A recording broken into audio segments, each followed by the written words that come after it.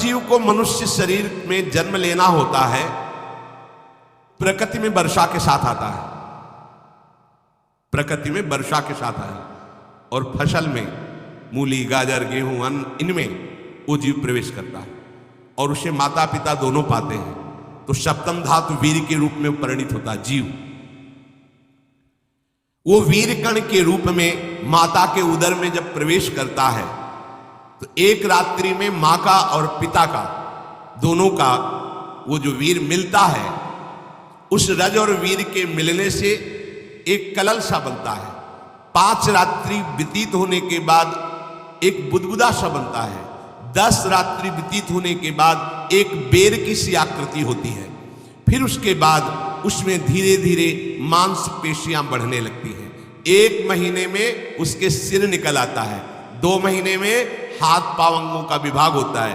3रे महीने में नख, रोम, अस्थि, चर्म, स्त्री पुरुष के चिन्ह प्रकट हो जाते हैं। 4 महीने में मांसादि 7 धातुएं प्रकट हो जाती है। 5वें महीने में चेतना जागृत हो जाती है। जैसे अपने चेतना, ऐसे 5वें महीने में गर्भस्थ शिशु की चेतना जागृत हो गई। जीव है पर चेतना 5 महीने बाद मां के गर्भ में जागृत। अब उसे भूख लगती है, प्यास लगती है, वहां की तापमयी जलन, पीड़ा, छोटे छोटे कीड़ों के द्वारा काटना। 6ठे मास में झिल्ली से लपटा हुआ मां की दाहिनी कोख में कीड़े की तरह तड़पता है। उस समय माता को कड़वे और खट्टे पानी की लालसा होती है, जिससे उसके अंगों में जाकर भयंकर जलन होती है। यह है भोग। वो कृमि कीड़े की तरह तड़पता है। मलमूत्र के गड्ढे में बीच में झिल्ली में बंधा हुआ वो जीवात्मा सुकुमार तो होता है, वहां के कीड़े उसे नोचते हैं छोटे छोटे, वो तड़पता है। माता प्रसन्न होती कि जब बच्चा हिलता है, बोले है उसकी दुर्गति हो रही, वहां भयंकर कष्ट पा रहा है। ऐसा क्लेश होता है कि क्षण क्षण में बेहोश होता रहता है। माता के खाए हुए कड़वे, तीखे, गरम, नमकीन, रूखे, खट्टे, यही पदार्थ पाने की इच्छा होती है माता, क्योंकि उसको भोग भोगना है। उसके कोमल शरीर में भयानक पीड़ा होती है जब माता ऐसे पदार्थ खाती है। गर्भाशय की झिल्ली में लिपटा हुआ, आंतों और मलमूत्र से घिरा हुआ सिर, पेट की और पीठ और गर्दन एक कुंडलाकार, ऐसे कंकड़ जैसा, ऐसी आकृति गर्भस्थ शिशु की होती है। पिंजड़े में बंद पक्षी के समान पराधीन, ना तो वो हिलडुल सकता है ना बोल सकता है, बड़ा असमर्थ दुख को भोग रहा है। चेतना पूरी है। इसी समय भगवान द्रवित होकर उसे ज्ञान देते हैं, गर्भस्थ शिशु को, सबको। जे उसे ज्ञान होता है तो सैकड़ों जन्म के कुकर्मों से याद आते हैं, सैकड़ों जन्म के। ओहो, ये मेरे कर्म का ही फल, मैंने ऐसे कर्म किए इसलिए दुख भोग रहा हूं। बेचैन हो जाता है, कैसे निपट पाऊंगा, सैकड़ों जन्म के कर्म जमा है। अब महान अशांति उसके हृदय में, उस शरीर में भयंकर पीड़ा। कुंडलाकार शरीर है, हिल भी नहीं सकता है, बस कीड़े काटते, बड़ी तड़पन, बड़ी जलन, भूख प्यास की जलन। अब एक और भयानक जलन हुई, उसे स्मरण हो जाता है कई जन्मों के, सैकड़ों जन्मों के पाप कर्मों का। 7वां महीना आरंभ हुआ कि ज्ञान का उन्मेष हो गया।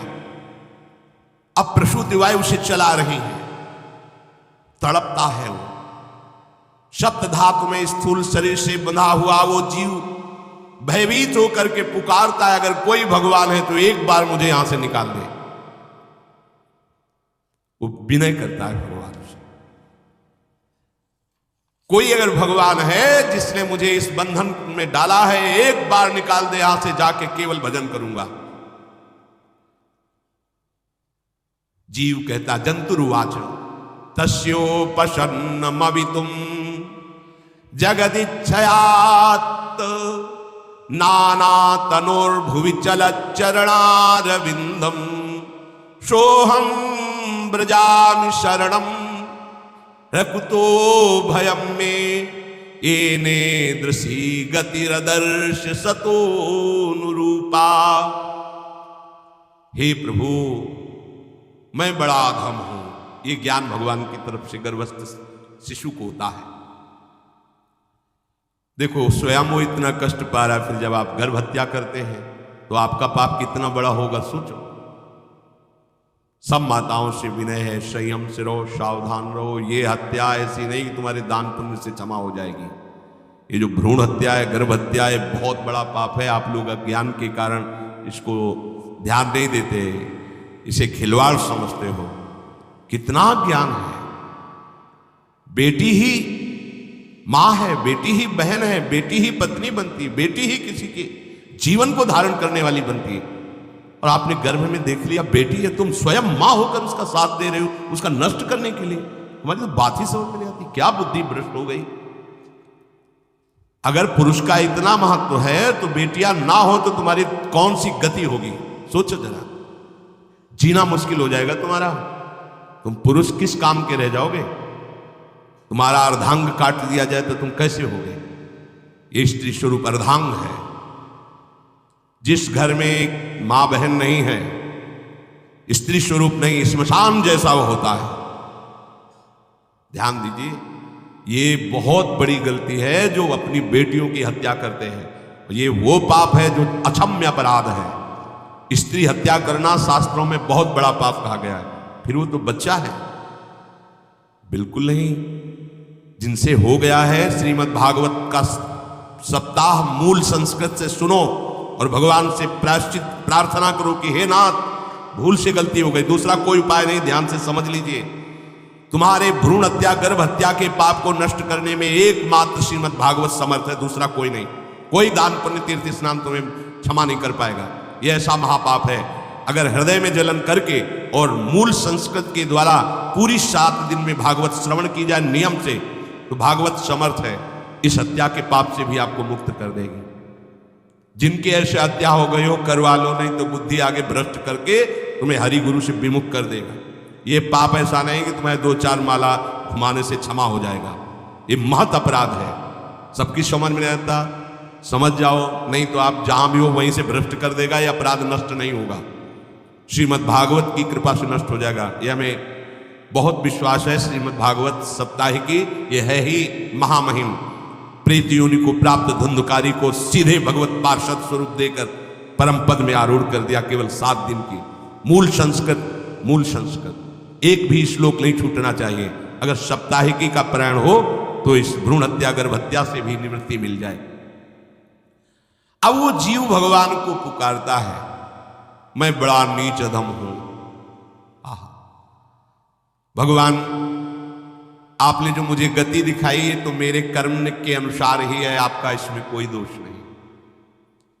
हम लोग जब कष्ट भोगते तो भगवान से कहते हैं हमने तुम्हारा क्या बिगाड़ा। भगवान ने नहीं बिगाड़ा, तू खुद देख क्या बिगाड़ लिया अपना। करो पाप आचरण। अब देखो, हमने तो जीवन में कोई पाप नहीं किया, कितने गर्भ हत्या की है, कितनी खिलवाड़ समझे हो। ये बिल्कुल भयावह चीज है। आप लोगों को नहीं, हम बार बार इसीलिए कह रहे कि भयावह वस्तु है, तुम्हें बहुत ऊंचाई से घसीट के भ्रष्ट कर देगी। बहुत होश में हो, भूल के कभी ऐसा न करना जहां तक हमारी आवाज पहुंचे, जहां तक सुनाई दे। गर्भ हत्या मत करना, संयम से रहो।